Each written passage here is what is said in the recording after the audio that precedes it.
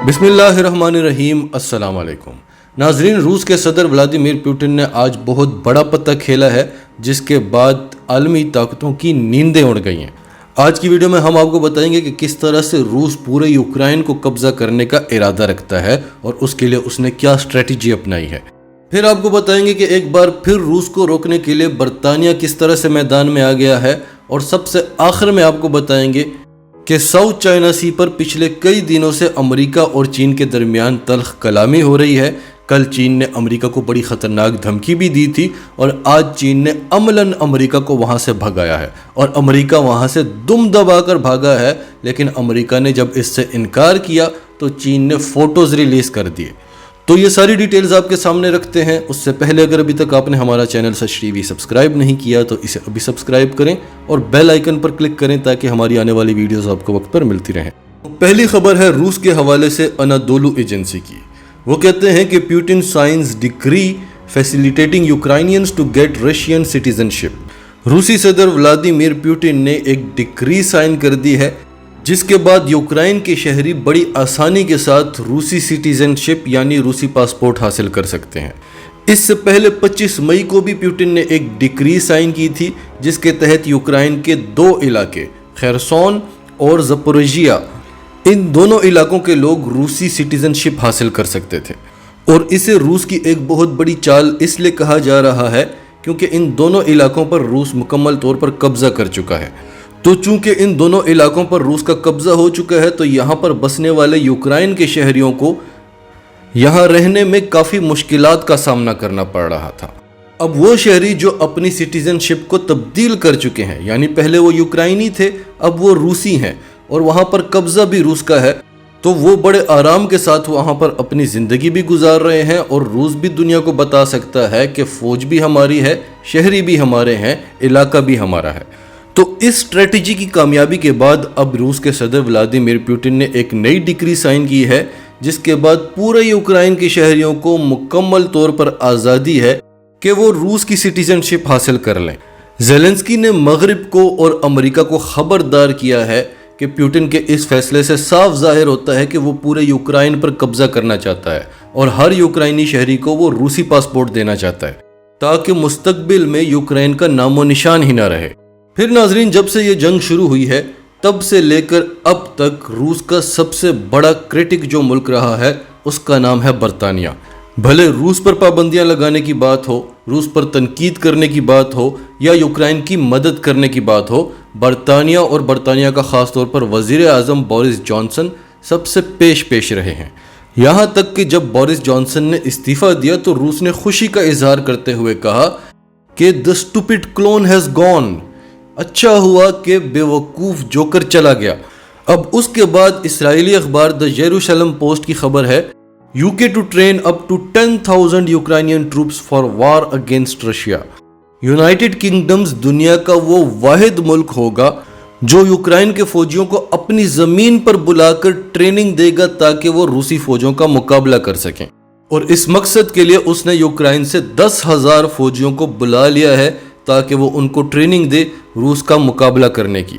अब यहाँ पर नाजरीन यूक्रेन को भी थोड़ा सा सबक हासिल करना चाहिए कि जो भी मगरबी ताकतों का पयादा बना है, जैसे कि कल की वीडियो में हमने आपको चीन के वज़ीर ख़ारजा का बयान बताया था कि आलमी ताकतों का पयादा ना बने क्योंकि किंग तो पीछे बैठा रहता है, पयादे मर जाते हैं। तो यूक्रेन को भी ये सबक सीखना चाहिए कि जब से वो आलमी ताकतों का पयादा बना है वहाँ पर तबाही ही तबाही आई है। ना वो उसे नेटो का मेंबर बना रहे हैं, ना उसे वो यूरोपियन यूनियन का मेंबर बना रहे हैं क्योंकि वो उस काबिल नहीं है। बिल्कुल उसी तरह उसे इस्तेमाल कर रहे हैं जैसे पाकिस्तान को इस्तेमाल करते हैं। पाकिस्तान ने तो मुकाबला कर लिया था सोवियत यूनियन का, यूक्रेन नहीं कर सक रहा। अगर उन्होंने आपको नेटो का मेंबर बनाना होता तो जैसे फिनलैंड और स्वीडन के लिए उन्होंने कोशिशें की, तमाम राहें हमवार कर दी, ऐसे आपके लिए भी कर लेते। आपकी सिर्फ वो इतनी ही मदद कर रहे हैं कि आप जंग लड़ते रहें, आपको असलहा दे रहे हैं, आपके फौजियों को ट्रेन कर रहे हैं ताकि आप लड़ते रहें, आप रूस को नुकसान पहुंचाते रहें और आलमी ताकतें सुकून से बैठी रहें और उनका मकसद पूरा होता रहे। तो यूक्रेन को अब ये बातें समझनी होंगी। अगर आप अमेरिका के सहूलतकार बनेंगे, रूस का घेरा तंग करने की कोशिश करेंगे, तो आपका क्या ख्याल है, रूस आपको छोड़ देगा? اگر امریکہ روس کا کچھ بگاڑ سکتا تو ڈائریکٹ کیوں نہیں ہوتا؟ آپ کو کیوں آگے کرتا ہے؟ اب بات کرتے ہیں چین کی۔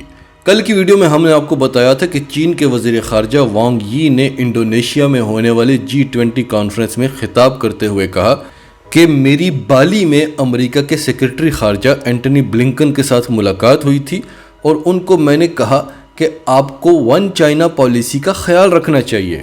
تو اینٹنی بلنکن نے مجھے کہا کہ ہم ون چائنا پالیسی کا احترام کرتے ہیں، یعنی ہم تائیوان کو چین کا حصہ مانتے ہیں، لیکن ہم تائیوان کو اتنا مضبوط کرنا چاہتے ہیں کہ وہ خود کو ڈیفینڈ کر سکے۔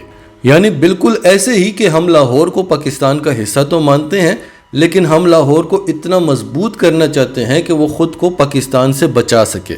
تو وانگ یی نے اینٹنی بلنکن کو دھمکی دی کہ اگر آپ نے تائیوان کے معاملے پر چین کی ریڈ لائن کو کراس کرنے کی کوشش کی، اگر آپ نے ون چائنا پالیسی کو چیلنج کرنے کی کوشش کی، تو صرف تائیوان میں ہی نہیں، دنیا کے بہت سارے علاقوں میں کالے بادل چھا جائیں گے اور ایک ایسا طوفان آئے گا جسے آپ روک نہیں سکیں گے۔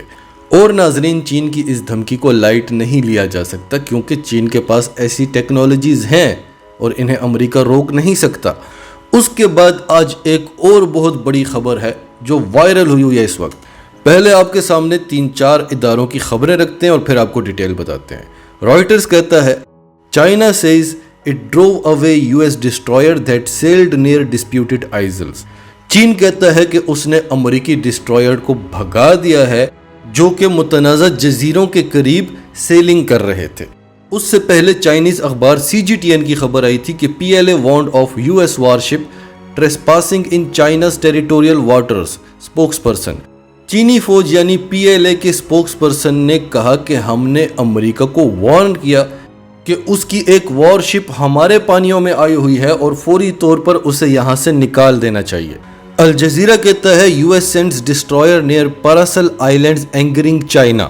امریکہ نے پارسل آئلینڈز میں اپنا ڈسٹرائر اس لیے بھیجا تاکہ وہ چین کو غصہ دلا سکے۔ US says sailing near disputed islands was a freedom of navigation operation while China calls it illegal۔ اب ناظرین، یہ پارسل آئلینڈز کیا ہیں؟